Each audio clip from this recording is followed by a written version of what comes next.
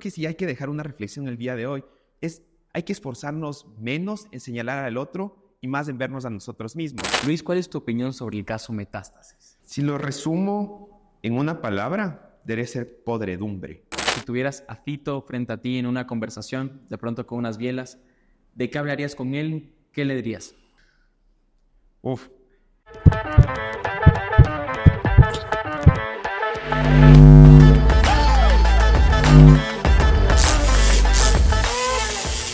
Fito, Metástasis, Purga. Estamos atravesando un momento de bastante intensidad en nuestro país y en el episodio de hoy vamos a conversar sobre corrupción. Tengo a mi derecha a Luis García, abogado, analista político. ¿Cómo estás? Bienvenido al programa. Para mí es un honor tenerte por acá y sobre todo aprender de ti, entender tu opinión y sobre todo cachar qué es lo que está pasando en nuestro país. Bienvenido. Juan, sí, muchas gracias. Bueno, muchas gracias a ti y a toda tu audiencia. Yo creo que es fundamental lo que vamos a estar hablando ahora porque es importante y yo te diría es el tema de todos los días porque a veces pensamos que la corrupción solo son estos grandes casos que vemos en la televisión, pero en realidad yo creo que la corrupción, sobre todo la microcorrupción, se ha vuelto un día a día y sobre todo a veces lo normalizamos y creo que estas conversaciones las vamos a tener el día de hoy. Así que emocionado de lo que va a salir, nervioso un poco, pero veamos qué se viene. Luis, este programa es de educación, por lo tanto vamos a empezar con las preguntas de protocolo. Ok. Cuéntanos, ¿en qué colegio estuviste? Bueno, aquí hay una historia. Yo estudié en el Colegio Ecuatoriano Suizo, pero yo no me gradué en el colegio porque mi último año yo me fui de intercambio a Estados Unidos. Entonces, mi último año lo hice en Estados Unidos, en Rutland High School, en la zona de Nueva Inglaterra, en Estados Unidos. Y me gradué, curiosamente, finalmente me gradué en un colegio público. ¿Qué tal graduarse allá? Muy interesante, distinto. Se sintió un cambio en el sistema y yo ahí tengo una anécdota siempre. Yo era físico-matemático para los chicos que nos vean antes, habían especialidades. Y claro, los físicos matemáticos eran los estudiosos, porque si eras sociales, eras de los vagos y finalmente me terminé dedicando a algo absolutamente social, que creo que es parte de lo que pasa también en la educación. Y fue una vivencia muy linda. Yo era muy bueno para los números y aquí en Ecuador me costaba tanto la física.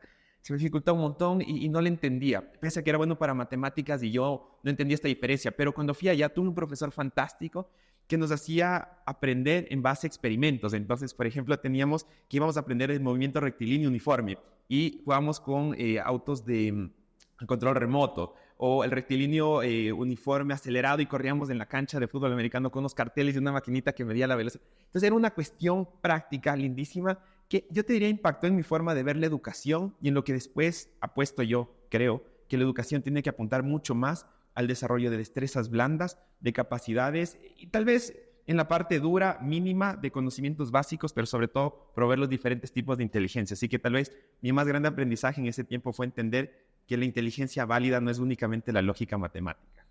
Oye, qué locura, ¿en los recreos qué hacías? ¿Eras futbolista? En el colegio, yo creo que no hay latino que no haya jugado fútbol en los recreos. Y jugábamos con lo que había, con balón, con botella, con lo que podíamos. Con la tapa. Con la tapa, exacto, con lo que se podía. Y también siempre chismear con los amigos. Tengo muy buenos amigos y siempre ahí era la conversación en los recreos y remarnos el refrigerio, obviamente. Buena onda, ¿tenías algún apodo? Sí, tengo un apodo bien conocido, de hecho, y es chistoso porque nadie sabe bien ni siquiera cómo comenzó, pero en el colegio, el primer día que entré a mi colegio, antes estaba yo en el Luigi Galvani y me cambié al Ecuatoriano Suizo, me dijeron, estaba molestado, siempre he sido molestoso, me decían, este parece un niño chiste, y después ya no era tan niño, entonces me quedé de chiste, y un montón de gente me conoce como chiste. ¿Y te dicen chiste? Me decían chiste, sí, desde el apodo que tuve ahí. ¿Y hasta ahora? Yo te diría ya no tanto, a veces cuando me encuentro con gente del colegio que no he visto mucho tiempo, sí. Pero ya a la gente me llama como por Luis, en su gran mayoría, Alfredo, mi familia y gente que me conocía de pequeño, porque también me cambié de nombre, soy Luis Alfredo. De chiquito me parecía como un nombre muy de viejo. Ahora me gusta el compuesto Luis Alfredo. Alguna gente dice Luis, otros Alfredo, Luis Alfredo. Muy poca gente aún se acuerda por mi apodo, pero finalmente yo no me hago lío, porque hay que tomarlo con cariño a las cosas. Me parece espectacular. En la universidad estudiaste para ser abogado. Sí. ¿Y el tema de la política llega en esta época académica? Llega durante la universidad. Yo hice política estudiantil, estuve en los diferentes espacios, en la Asociación Escuela de Derecho, en la universidad, en la FEUCE, también en representación en el Consejo Académico, fui defensor estudiantil. Entonces tuve algunos roles en la política estudiantil y hay uno, yo creo que esto es como una vocación cuando uno tiene esta cosita de quiere hacer algo por el otro y se preocupa por lo que está pasando más allá de uno. Entonces eso sí. Ahí ingresó ese bichito a la política. Ahí ingresó ese bichito a la política. Además, la universidad siempre te abre un poco la mente, te cambia la forma de ver, el conocimiento, las creencias.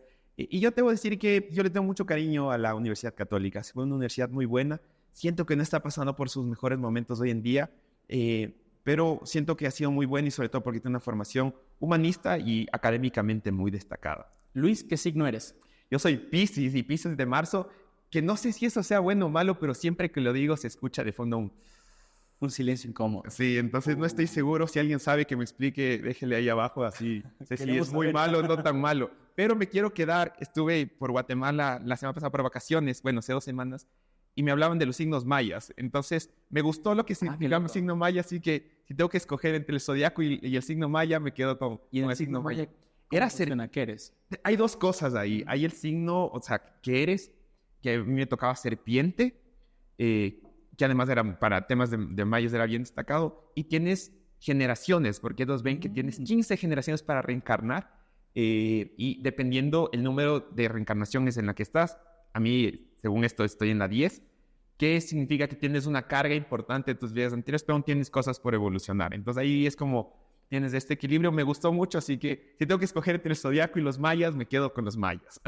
Ahora sí, vamos a materia. ¿Desde hace cuánto tiempo crees que existe la corrupción en el Estado ecuatoriano? Yo te diría la corrupción existe antes de que el Ecuador se constituya como república en el año de 1830.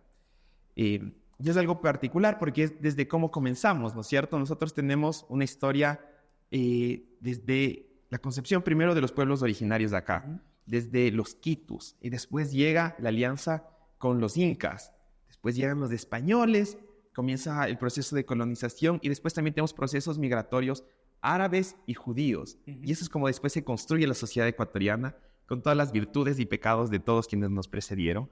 Y yo creo que el tema, más que la corrupción, yo te diría como desde la microcorrupción o la viveza criolla, ha estado un poco desde los inicios. Sí, pero ha estado desde el inicio. Yo te diría, nosotros nacimos junto con nuestras penas también. Oye, me parece súper loco. ¿Cuál es tu opinión ahora que todos estos casos están empezando a salir a la luz? Primero te diría, es triste. Es triste para el país porque a veces tenemos que pensar lo que significa la corrupción. La corrupción no solamente significa que alguien se llevó plata. A veces pensamos que, como decimos los abogados, la res pública, las cosas públicas, es cosa de nadie. Y en verdad aquí la reflexión es que es de todos. Es decir, cuando nosotros escuchamos que se robaron miles de millones de dólares, tenemos que pensar, no que se robaron ahí de un ajeno, casi que perdió un banco, sino nos quitaron del bolsillo. Es decir, el dinero que estuvimos pagando, que cuando fuimos a comprar la leche, cuando fuimos a pagar la pensión, cuando ocupamos los diferentes servicios que se paga IVA, se paga impuesto a la renta, esos impuestos de ahí que diste al Estado, esa plata se llevaron. Es decir, ese dinero que pudo haber sido ocupado para cualquier cosa. Que trabajaste tú en este caso. Exacto. Se enriquece un corrupto. Entonces, o un corrupto, o una serie de corruptos, una estructura, o delincuencia organizada, que es lo que vivimos hoy, que creo que eso es lo más grave de todo.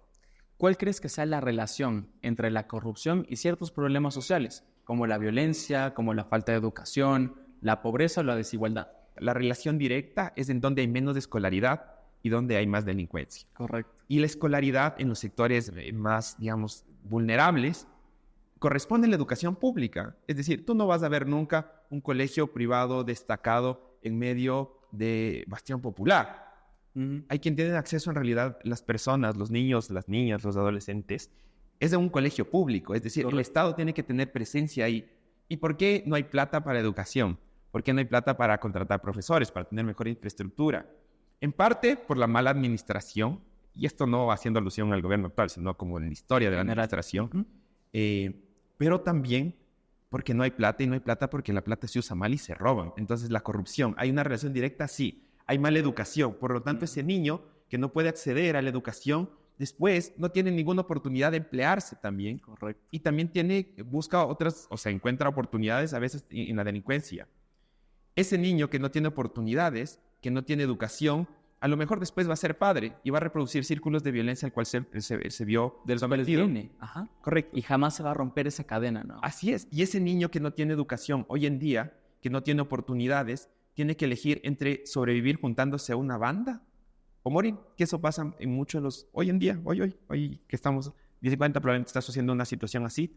Y es también por falta de ausencia de presencia del Estado. Que esto se refleja en plata que se robaron a través de actos de corrupción. Mira, en tu respuesta me dijiste algunas cosas súper claves, entre esas las bandas criminales, me hablaste igual del tema de las mafias, de las personas que se terminan dedicando pues a este tipo de negocios ilícitos. Yo hace poco escuchaba una frase que me llamó mucho la atención, que es que la lucha contra las drogas y contra las mafias mata más personas que en sí la sustancia por sí misma. Uh-huh. Y aquí viene mi pregunta, ¿qué impacto crees tú que tiene la corrupción en el desarrollo económico de un país o de un estado? Yo quisiera ir un paso atrás y no hablar de la corrupción, sino de la microcorrupción. Ok, vamos de chiquito a grande. Exacto, porque a veces, de nuevo, pensamos que la corrupción solo son estos actos terribles, que sí son, y son... Hay que rechazarlo de toda forma y no podemos normalizar, no importa si es que se viste con la camiseta del equipo de fútbol que nos gusta, no. Todo acto de corrupción es malo y tenemos que verlo como malo siempre. Y este tipo de casos tan grandes empezaron por algo pequeño. Correcto. Entonces, y además, esa es la normalización y es cuando aterrizamos en la pregunta inicial que tú me hiciste de cuándo existe la corrupción. El precio tiene desde un inicio, porque nosotros normalizamos los actos de corrupción cotidianos. Y como son chiquitos, los dejamos de ver tan malos, pero los comenzamos a normalizar. Entonces, cuando estamos en la fila del banco, y en la fila del banco vienes y ¡pah! Te colaste. Con cara de palo, como dicen los brasileños, y sin vergüenza, nada, al frente, ¡pum!, no regresas a ver nada. Cuando hay, por ejemplo, cuando se acosan a las mujeres en la calle, también es una figura, y súper normalizado, ¿no? Entonces, no, se estaba piropeándole nomás, como... Te pongo algo más aterrizado incluso a la cotidianidad, el soborno al policía.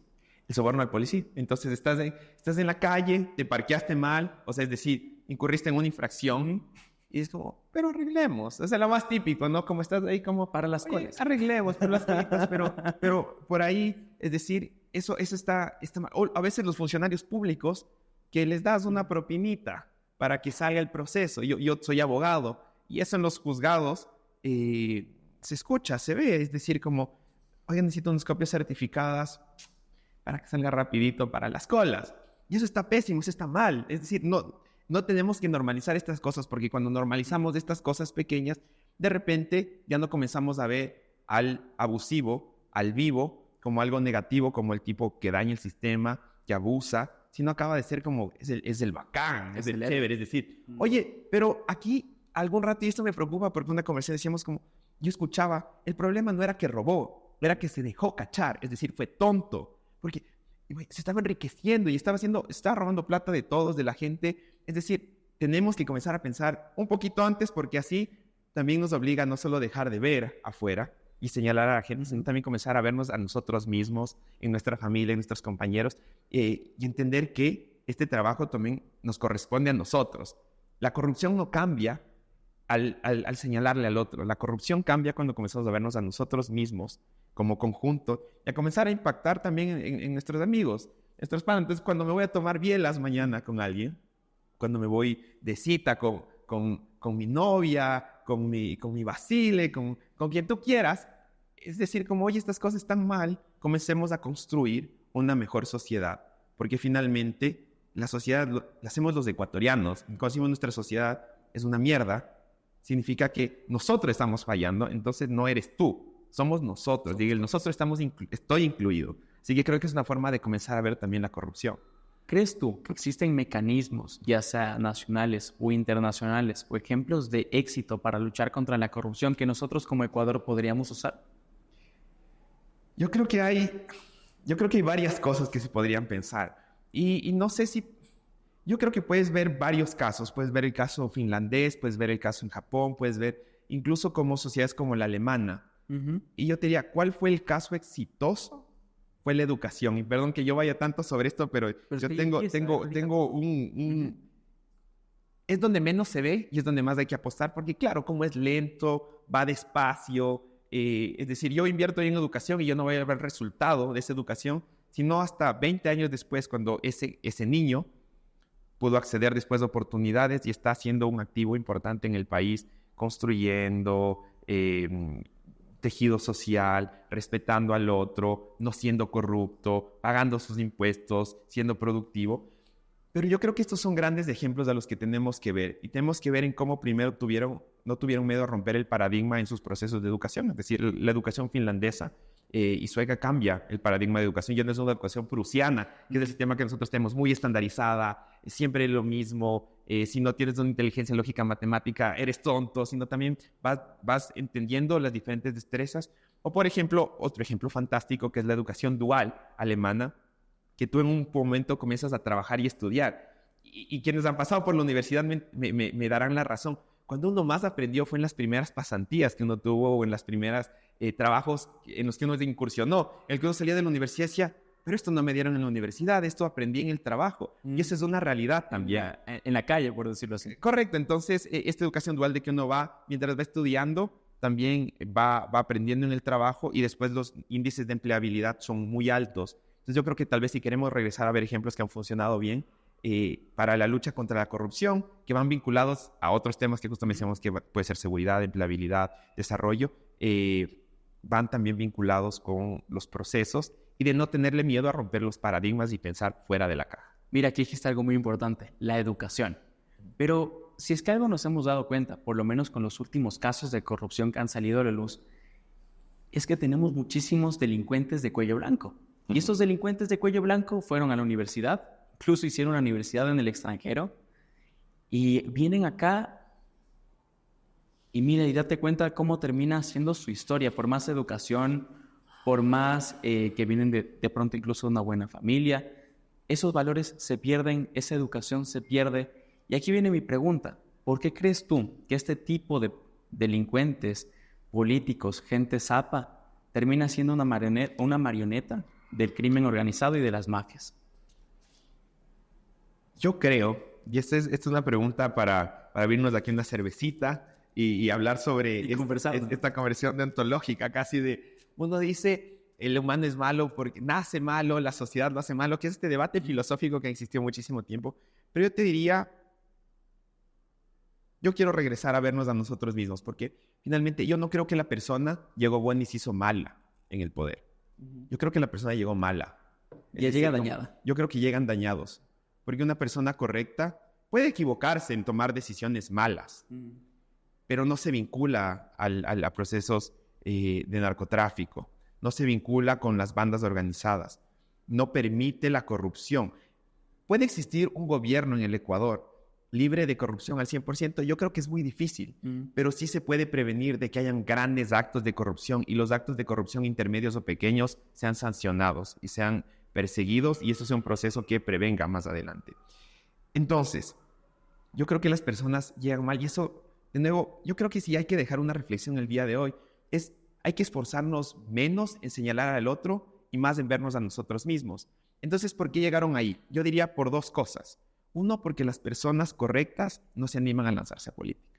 Yo creo que la política es un espacio tan difícil en Ecuador, tan complejo y mucho más hoy en día, que personas talentosas, correctas, honestas, con buenas intenciones, preparadas, tienen miedo a dar ese salto. Entonces yo creo que lo primero es decir, el espacio siempre se ocupa, pero necesitamos que ocupen los mejores, que ocupe gente que esté preparada y que esté dispuesto justamente a no permitir estos actos de corrupción. Y la segunda, que es regresar a vernos a nosotros mismos nuevamente, es elegir mejor. Es decir, nadie en el Ecuador, salvo el caso de nuestra breve dictadura, llega así por magia. No, los ecuatorianos los hemos elegido y podemos elegir mejor, porque significa que si no han llegado los mejores, significa que no estamos eligiendo a los mejores. Tal vez aún no hemos tenido las mejores opciones o sí, pero necesitamos promover que gente buena se meta y cuando se meta, elegirlos, darles el voto, darles la confianza.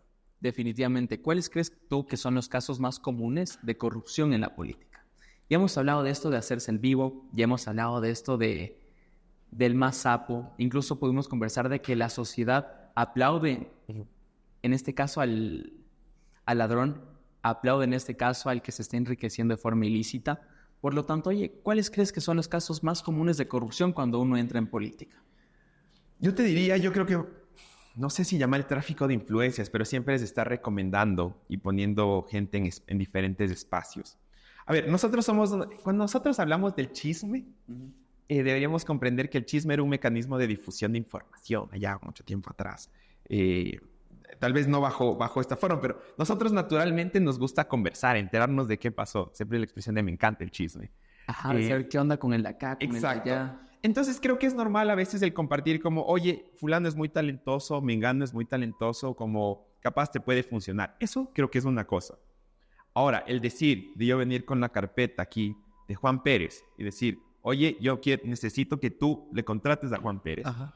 Caso contrario, yo no apruebo la partida presupuestaria, yo no doy mi voto, yo no hago esto. Eso está incorrecto. Y eso creo que es algo que pasa mucho en la política y algo que pasa mucho a Vox Populi, pero un poco bajo el mantel, bajo la mesa. Entonces, yo creo que eso sucede mucho y esas son cosas que los ecuatorianos debemos comenzar a ver mal. Es decir, el abuso también de los privilegios que puede dar la función pública, que debemos verlo mal.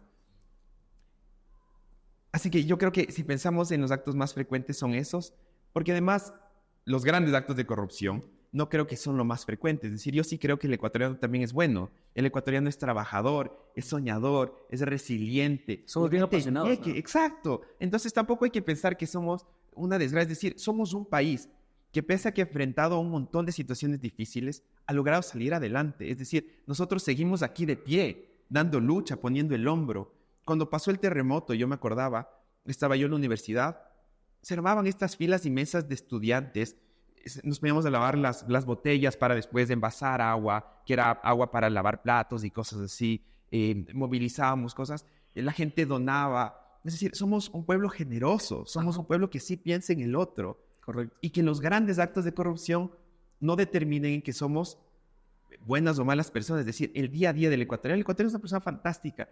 Quien se va del país siempre extraña el país, extrañas es decir, la comida, la gente, el calor, la dinámica, porque es un país precioso. Es decir, tenemos problemas y lo que nos corresponde es decir, hay que hacernos cargo de estos problemas para que este país, este pequeño paraíso Ecuador, siga siendo este país precioso, que ojalá sí dé más oportunidades, sea más equitativo, sea más justo, pero sigue siendo este país lindo en geografía, en gente, en comida. Luis, ¿cuál es tu opinión sobre el caso Metástasis? Si lo resumo en una palabra, debe ser podredumbre. Ok. Metástasis evidencia cómo ha penetrado la delincuencia organizada en el Estado y en la política. Y esto es una preocupación que nos tiene que debemos tener todos, porque justamente cuando hablamos de la gente maravillosa, resiliente, esa es la gente que tiene que estar ahí. No la gente, no delincuentes, no gente que se roba el dinero y que le quita la oportunidad a las personas, porque finalmente estamos en un país con muchas dificultades y tenemos que entender que cuando se roban la plata, que cuando se invierte mal, que cuando se desvían fondos, es el niño el que deja de recibir sus colaciones en el sistema público, es la gente en la universidad que deja de tener opciones de estudiar, es el enfermo en el hospital que no está siendo atendido, que no recibe sus medicamentos. Entonces, sí tenemos que comenzar a ver de una manera inadmisible a la corrupción y mucho más a la corrupción en estos casos terribles. Y tampoco no quiero llegar aquí a decir como, aquí a venderme del impoluto, del tipo que... Creo que todos tenemos nuestras luces y sombras y hemos tenido los momentos en los que te dices, oye, tienes que actuar de una u otra forma. Pero creo que la decisión aquí, la reflexión aquí es, siempre tenemos que intentar decidir por lo correcto y no normalizar la microcorrupción y jamás admitir los grandes casos de corrupción, justificarlos de ninguna forma. ¿Cómo se pelea contra el narcotráfico desde la política, ahora que ya tenemos un ADN de cómo está nuestro sistema o nuestro Estado?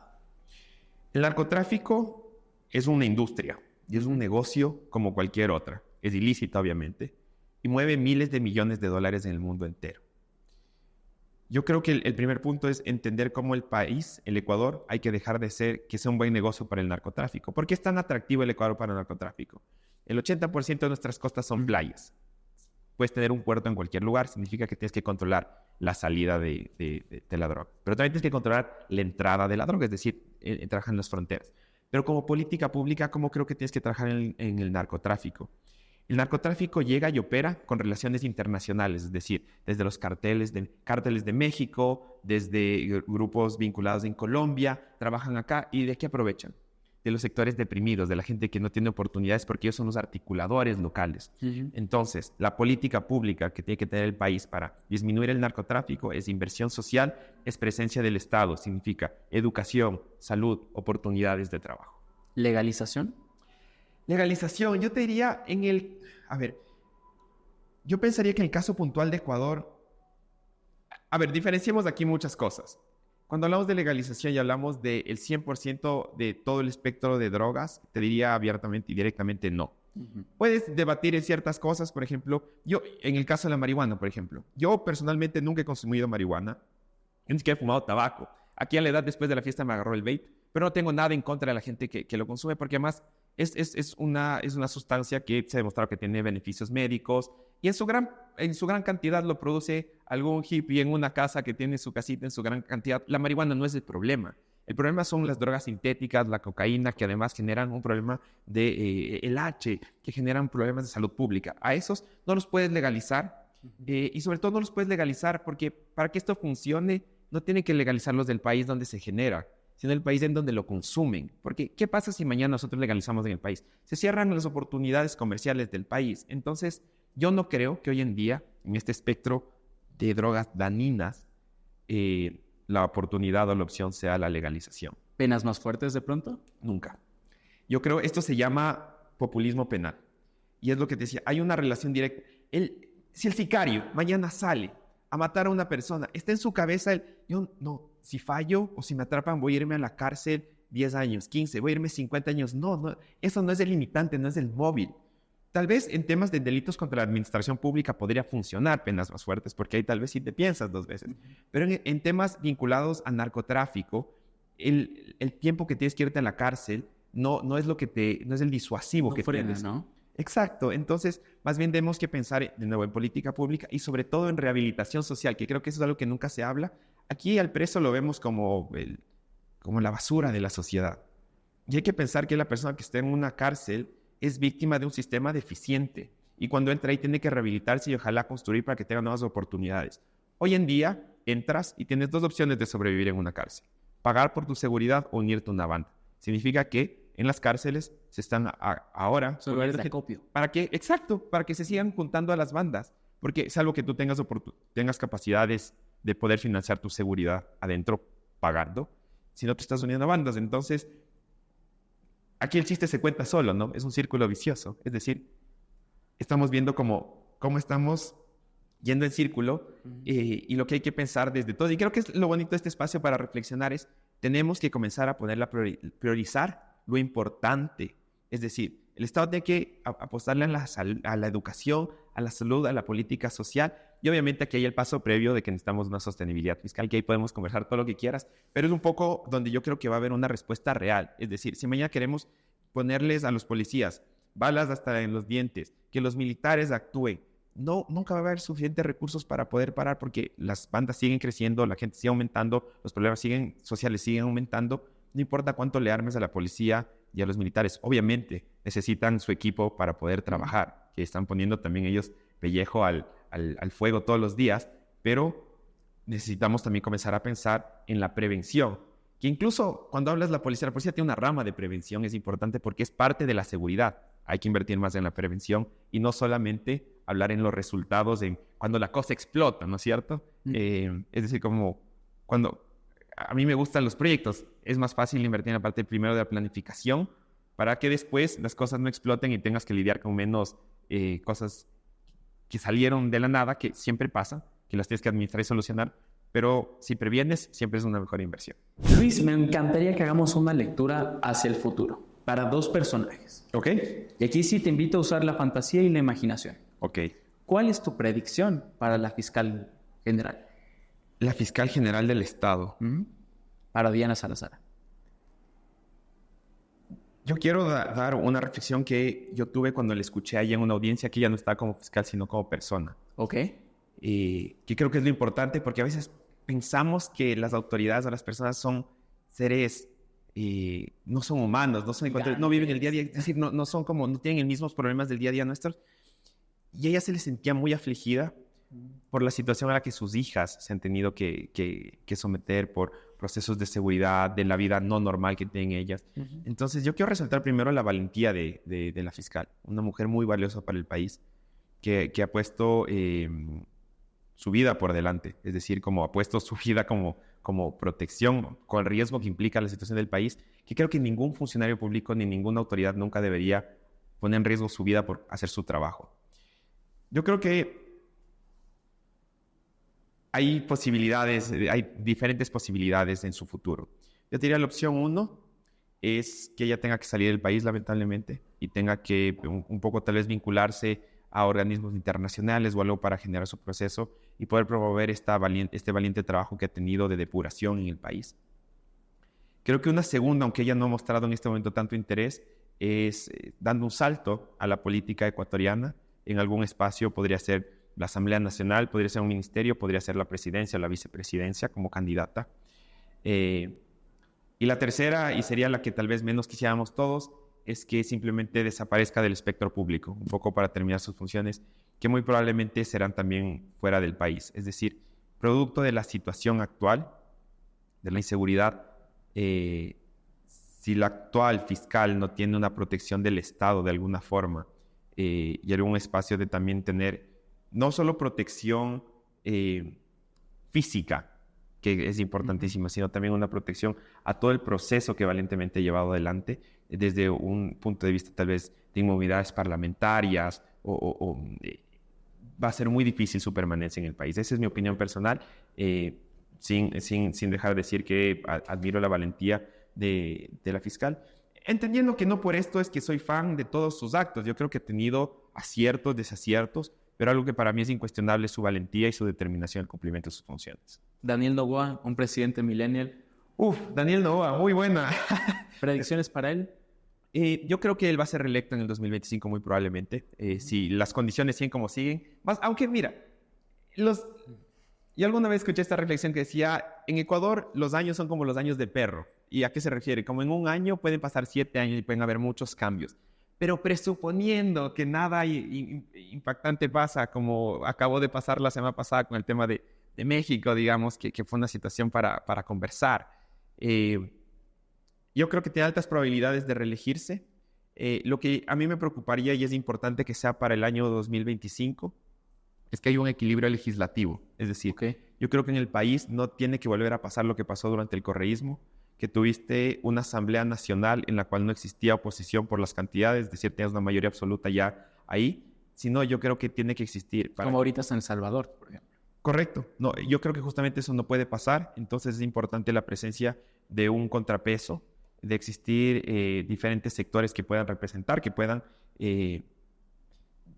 digamos, auditar de alguna forma, fiscalizar las acciones del gobierno. Así que yo creo que tiene unas altas probabilidades de reelegirse, salvo tengamos un outsider que de repente llegue y rompa todo. Entonces, eso también es una posibilidad. Y habrá que ver. En el país, Ecuador es un país mágico en el que todo puede suceder. Entonces, yo te diría, hay altas probabilidades porque así lo dicen los números y así una proyección hay, pero yo creo que hay alguna posibilidad de un outsider potente. Sí, también, y además entendamos que estamos algunos meses y en Ecuador en estos años de perro, que te digo, pueden pasar muchas cosas y pueden cambiar el tablero. Solo por darte un ejemplo, en el año 2007, cuando Rafael Correa es electo presidente, quien iba a ser electo el presidente a Vox Populi era Roldós y ni siquiera llegó a la segunda vuelta. La segunda vuelta fue Álvaro Noboa, junto con Rafael Correa, al presidente que parecía que iba a ser el ganador. O en Quito en el 2019, parecía que el candidato ganador inicialmente iba a ser Paco Moncayo, y finalmente terminamos con Jorge Yunda. Así que sorpresas siempre podemos tener. Me parece una locura. Y ahora sí, mi pregunta final, tocando este tema pues imaginario, si tuvieras a Fito frente a ti en una conversación, de pronto con unas bielas, ¿de qué hablarías con él? ¿Qué le dirías? No me gustaría estar en una reunión con bielas con Fito, porque eso hablaría muy mal de las decisiones que he tomado. Te lo topaste en una farra. Fuiste al baño, regresaste y Fito está ahí.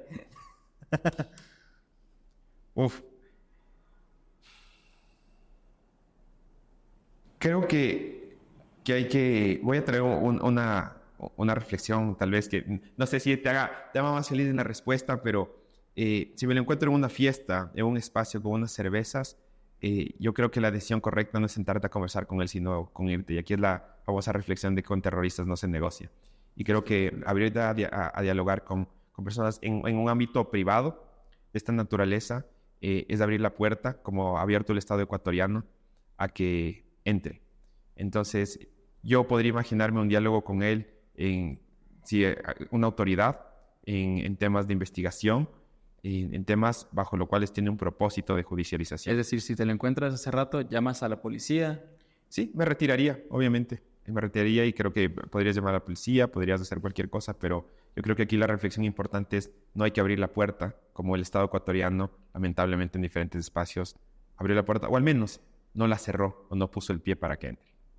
Me parece espectacular. Luis, para mí ha sido un honor entrevistarte el día de hoy. Ha sido de verdad súper valioso tenerte en el programa, tenerte en el podcast, aprender de ti, entender un poquito más sobre la situación social y política que estamos viviendo, que la verdad a veces cuesta mucho entenderla y saber desde cuándo estamos así. Hoy vemos tantos casos gigantes de corrupción que salimos en titulares a nivel mundial y decimos, oye, ¿de cuándo pasó esto? ¿Cómo pasó esto?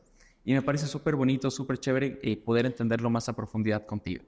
Y tal vez yo solo como para dar una reflexión final de todo esto de corrupción que hablamos, yo creo que tenemos que aprender a no tener miedo a cambiar de opinión. A veces pensamos que porque defendimos una postura en el pasado, hoy tenemos que seguirla defendiendo, y yo te diría más bien, yo creo que es natural que con el tiempo podamos cambiar de opinión porque hemos aprendido, porque hemos entendido las cosas que se hicieron bien o mal, y estar abiertos a probar nuevas opciones, ojalá para el futuro del país, para nosotros, y sobre todo para recuperar este país precioso. Creo que todos queremos, que a todos nos gusta su comida, que a todos nos gusta pasear por aquí, que a todos nos gusta salir de fiesta, conocer, caminarlo. Así que no hay que hablar desde el pesimismo, sino también más bien como desde el cariño y la ilusión de que vamos a recuperar al país. Hablemos de eso justo para cerrar la entrevista.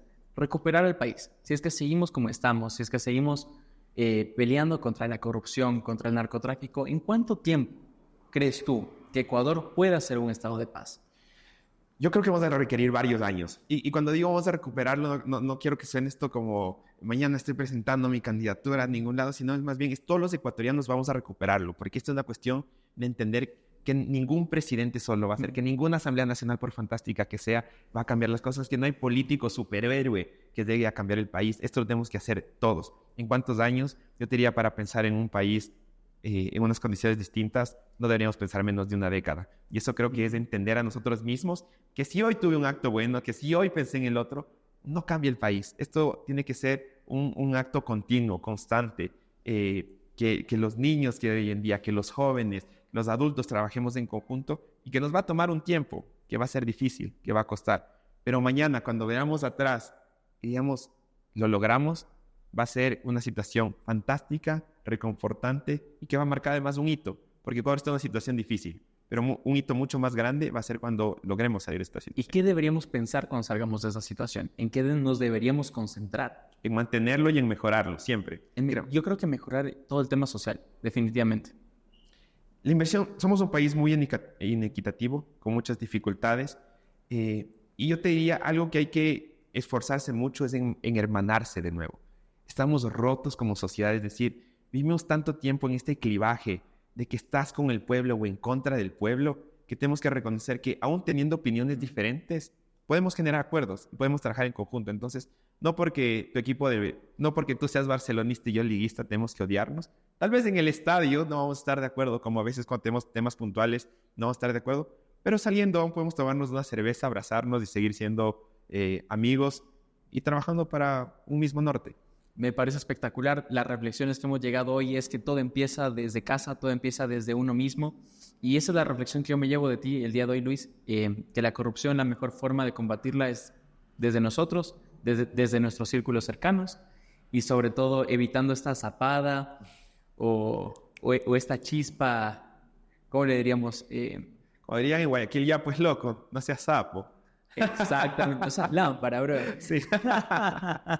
Oye, perdón, cuéntame, ¿cómo podemos encontrarte en redes sociales y de qué forma podemos seguir cada una de tus opiniones políticas, lo que estás haciendo hoy, pues, sobre todo en cuanto a política para el país? Bueno, en Instagram me encuentran como Luis García-Paredes. En X, siempre me confundo con Twitter y X. Lo mismo. Estoy como Luis-García-EQ. Y estas son las principales redes sociales que manejo. Aún no me estreno en el mundo del TikTok, así que si algún rato lo hago, capaz hacemos una colaboración para lanzarme al mundo del éxito en TikTok. Pero por ahora las redes que más ocupo son Instagram, es Twitter, y bueno, pues ahí pueden encontrarme, o como Luis García también en LinkedIn. Así que esas son ahora las redes en las que estoy. Te propongo algo. De hecho, cuando yo termine de editar este podcast, te vamos a hacer llegar unos cuantos clips para tu TikTok. A que estrenes tu TikTok hablando de... Y lo lanzo. Perfecto, y estreno el TikTok. Tenemos un acuerdo. Así que más bien, Luis se estrena en TikTok con este podcast. Bueno, pues así que denle like, compartan y así veamos si me va bien en el mundo del TikTok. No se olviden que me pueden encontrar en mis redes sociales como @Juancid y @Juancid22. Suscríbanse a este canal de YouTube, apoyen al podcast y no se olviden que aprender no es memorizar. De pronto, algún mensaje para cerrar el programa, algún saludo. Yo tal vez lo que quisiera hacer es hacer un llamado a todos ustedes para ver con ilusión al país, ponerle cariño, porque si perdemos nosotros la esperanza, de verdad el Ecuador se ha perdido. Así que pongámosle ganas, pongámosle cariño y nada, vamos a poner el hombro y a salir adelante. Luis, espero tenerte en una próxima ocasión aquí en el programa para seguir debatiendo, seguir aprendiendo. Y no olviden que aprender no es memorizar. Nos vemos en el próximo podcast. Bye. Chao.